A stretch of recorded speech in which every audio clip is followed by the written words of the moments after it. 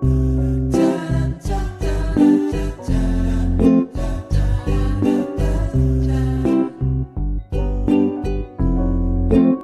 Friends, സ്നേഹോഡ് എന്ന YouTube ചാനലിലേക്ക് എല്ലാവർക്കും സ്വാഗതം. നിങ്ങൾ എല്ലാവരും സുഖമായിരിക്കുന്നെന്ന് വിശ്വസിക്കുന്നു. പഴമയുടെ സ്വാദ് വിളിച്ചോതുന്ന ഒരു വിഭവം മറ്റൊന്നുമല്ല, ഇടിയിറച്ചിയാണ് നമ്മുടെ ഇന്നത്തെ സ്പെഷ്യൽ റെസിപ്പി. പണ്ട് കാലത്ത് ഇടിയിറച്ചി പ്രിപ്പയർ ചെയ്തിരുന്നത് ബീഫ് 2-3 ദിവസം വെയിലത്ത് വെച്ച് ഉണക്കി കല്ലിൽ ഇടിച്ചാണ്. ഇന്നത്തെ സാഹചര്യത്തിൽ അതൊന്നും ഒട്ടും പോസിബിൾ ആയിട്ടുള്ള കാര്യമല്ല. അപ്പോൾ നമുക്ക് ഒട്ടും തന്നെ ബുദ്ധിമുട്ടാതെ ഈസി ആയിട്ട് ടേസ്റ്റി ആയിട്ടുള്ള ഇടിയിറച്ചി പ്രിപ്പയർ ചെയ്യുന്നത് എങ്ങനെയെന്ന് നോക്കാം. എന്നാൽ നമുക്ക് തുടങ്ങാം. നമ്മുടെ ഇന്നത്തെ സ്പെഷ്യൽ റെസിപ്പി ഇടിയിറച്ചിയാണ്. അതിനായിട്ട് 1/2 കിലോ ബീഫ് നന്നായിട്ട് ക്ലീൻ ചെയ്തെടുത്തിട്ടുണ്ട്. അതിലേക്ക് ചേർക്കാൻ ആവശ്യത്തിന് കുരുമുളക് പൊടി, ഗരം മസാലപ്പൊടി, മഞ്ഞൾപ്പൊടി, ഉപ്പ്, ഒരൽപ്പം മുളക് പൊടി എന്നിവ എടുത്തു വച്ചിട്ടുണ്ട്. നമുക്ക് ഈ ബീഫിലേക്ക് നമ്മൾ എടുത്തു വച്ചിരിക്കുന്ന ഓരോ പൊടികളും ഉപ്പും ചേർത്ത് നന്നായിട്ടൊന്ന് മിക്സ് ചെയ്തെടുക്കണം.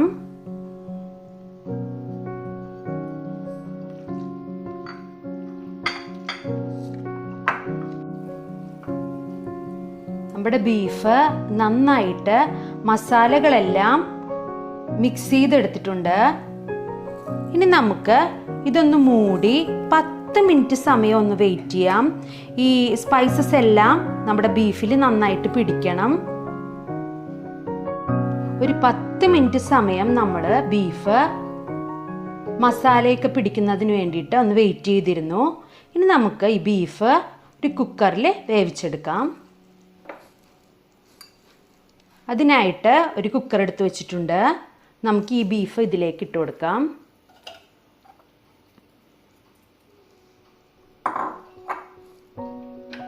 ഫ്ലെയിം ഓൺ ചെയ്യാം.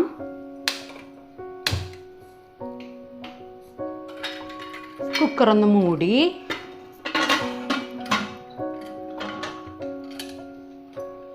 ഹൈ ഫ്ലെയിമിൽ ഒരു വിസിലും ലോ ഫ്ലെയിമിൽ ഒരു 15 മിനിറ്റ് സമയവും ഒന്ന് വേവിച്ചെടുക്കാം.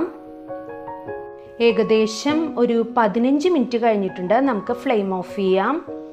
കുക്കറിൻ്റെ പ്രഷർ ഒന്ന് കളഞ്ഞതിന് ശേഷം നമുക്ക് ഓപ്പൺ ചെയ്ത് നോക്കാം.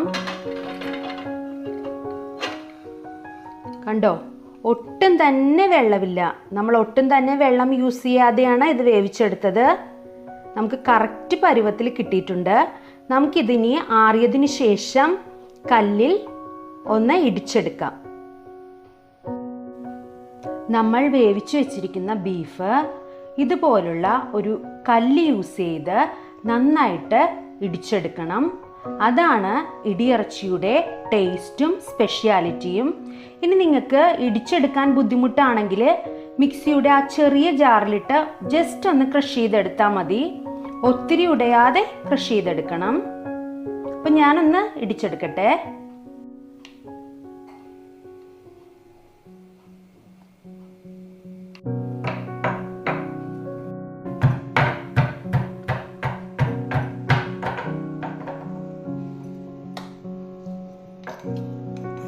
നമ്മുടെ ഇടിയിറച്ചി റെഡിയാക്കുവാനുള്ള ബീഫ് ഇവിടെ നന്നായിട്ട് ഇടിച്ചെടുത്തിട്ടുണ്ട്.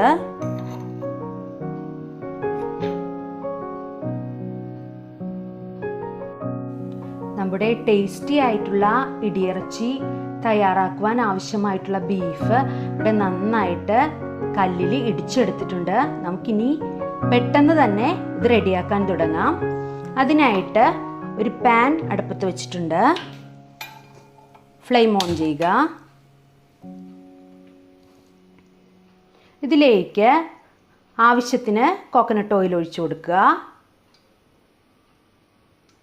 കോക്കനട്ട് ഓയിൽ എണ്ണ നന്നായിട്ട് ചൂടായി വരട്ടെ.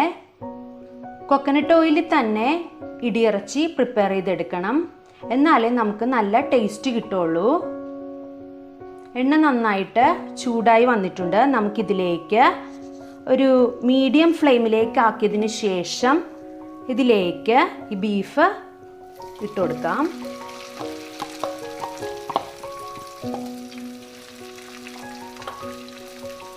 ഇനി ഇത് ഫ്രൈ ആയി വരുന്നത് വരെ ഒരു മീഡിയം ഫ്ലെയിമിൽ തീയാക്കിയതിന് ശേഷം മാത്രം ഇത് ഇളക്കി കൊടുക്കാം.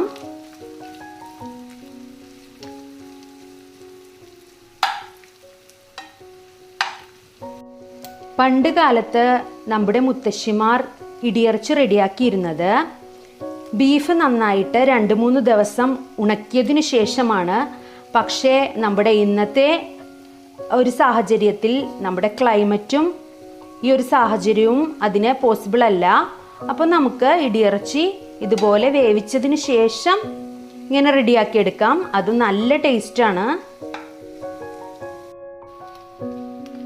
നമ്മുടെ ഇടിയിറച്ചി നല്ല ഫ്രൈ ആയി വന്നിട്ടുണ്ട്. ഈ ഒരു സ്റ്റേജിൽ നമുക്ക് ഓൾറെഡി നമ്മൾ ഉപ്പ് ചേർത്താണ് ഇത് വേവിച്ചത്. ഉപ്പ് എന്തെങ്കിലും കുറവുണ്ടെങ്കിൽ ഈ ഒരു സ്റ്റേജിൽ ചേർക്കാവുന്നതാണ്. ഒരു ഫൈനൽ സ്റ്റേജിൽ ആവശ്യത്തിന് കുരുമുളക് പൊടിയും കൂടി ചേർത്ത് കൊടുക്കണം. ഒരല്പം ഗരം മസാലപ്പൊടി കൂടി ചേർക്കണം. കുരുമുളക് പൊടിയുടെ ടേസ്റ്റാണ് ഇടിയിറച്ചിയിൽ മുന്നിട്ട് നിൽക്കേണ്ടത്.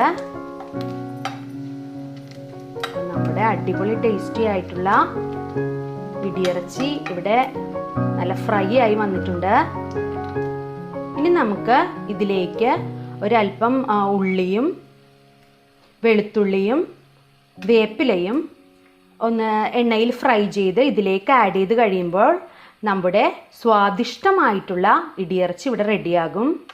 അപ്പോൾ നമുക്ക് ഉള്ളിയും വെളുത്തുള്ളിയും വേപ്പിലയും എണ്ണയിൽ ഫ്രൈ ചെയ്ത് ഇതിലേക്ക് ആഡ് ചെയ്ത് കൊടുക്കാം.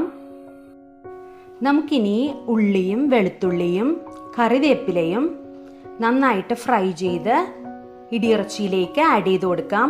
അതിനായിട്ട് ഒരു പാൻ നന്നായിട്ട് ചൂടായി വന്നിട്ടുണ്ട്. അതിലേക്ക് ആവശ്യത്തിന് വെളിച്ചെണ്ണ ഒഴിച്ചു കൊടുക്കാം.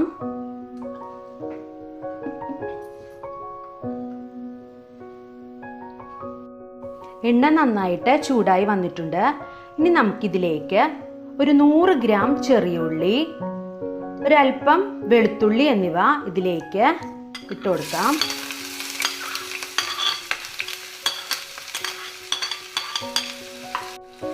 ചെറിയ ഉള്ളി തന്നെ യൂസ് ചെയ്യണം. എന്നാൽ മാത്രമേ നമ്മുടെ ഇടിയിറച്ചിക്ക് നല്ല ടേസ്റ്റ് കിട്ടുള്ളൂ.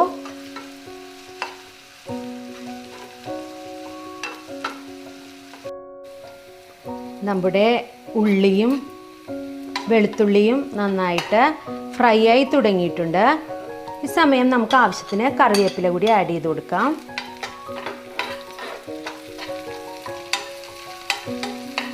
അല്പസമയം നന്നായിട്ട് ഇളക്കി കൊടുക്കണം. നമ്മുടെ ഉള്ളിയും വെളുത്തുള്ളിയും വേപ്പിലയും നന്നായിട്ട് ഫ്രൈ ആക്കി എടുത്തിട്ടുണ്ട്. നമുക്കിനി ഫ്ലെയിം ഓഫ് ചെയ്യാം. നമുക്ക് നമ്മൾ റെഡിയാക്കി വെച്ചിരിക്കുന്ന ഇടിയിറച്ചിയിലേക്ക് ഇത് ആഡ് ചെയ്ത് കൊടുക്കാം. എന്നിട്ട് നന്നായിട്ട് മിക്സ് ചെയ്യാം. നമ്മുടെ അടിപൊളി ടേസ്റ്റി ആയിട്ടുള്ള ഇടിയിറച്ചിയാണ് ഇവിടെ റെഡിയായിരിക്കുന്നത്. നമുക്കിനി ഇതൊരു സെർവിങ് പ്ലേറ്റിലേക്ക് മാറ്റാം. നമ്മുടെ അടിപൊളി ടേസ്റ്റി ആയിട്ടുള്ള ഇടിയിറച്ചി ഇവിടെ റെഡി ആയിട്ടുണ്ട്. നിങ്ങൾ എല്ലാവരും ട്രൈ ചെയ്ത് നോക്കുമെന്ന് വിശ്വസിക്കുന്നു. നമ്മുടെ ടേസ്റ്റി ആയിട്ടുള്ള ഇടിയിറച്ചി ഇവിടെ റെഡി ആയിട്ടുണ്ട്. കൂടുതൽ നല്ല റെസിപ്പീസുമായി വീണ്ടും കണ്ടുമുട്ടുന്നത് വരെ എല്ലാവരും സേഫ് ആയിട്ടിരിക്കുക, ഹാപ്പി ആയിട്ടിരിക്കുക. Thank you.